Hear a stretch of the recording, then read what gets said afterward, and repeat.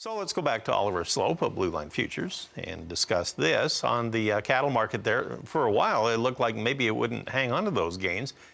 Kind of took a breather for about 45 minutes or so, and now it's starting to get traction again, even though the grains are coming up a little bit. So what does that all mean to you? Well, it's hanging in there. Live cattle specifically was kind of lulling us to sleep last week for the bulk of last week. And then Friday, we got that breakout move in that August contract above the 100-day moving average, which came in at about 120. And that kind of invited some new momentum traders into the market. And we're seeing that fulfilled again here in the early morning trade.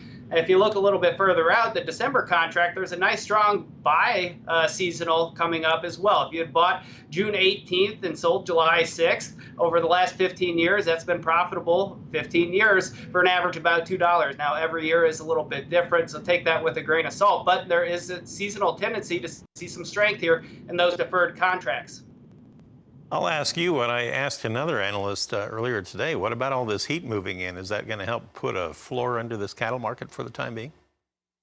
Well, I think you're seeing some of that premium come into the market, and it certainly is helping. The forecasts are going to be extremely important, not just for the grain markets, but also the cattle complex as well. And we've been talking with clients for the last several weeks. If you get the corn market right, there's probably a good chance you're going to get the feeders as well. And we're seeing that play out again here this morning. Grain market under pressure, feeders catching a little bit of a bid. If the grain market can find its footing, we wouldn't be surprised to see that put a little bit of a headwind in the feeder complex here in the near term.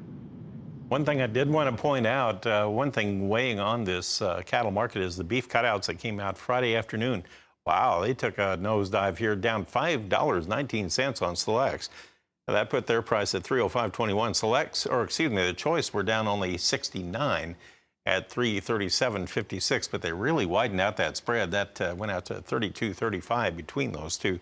So that was very significant, kind of hard to ignore that one, that's for sure. Oliver, thanks for all the time and for all the comments this morning. Good to visit with you again. Oliver Sloup of Blue Line Futures. John, back to you.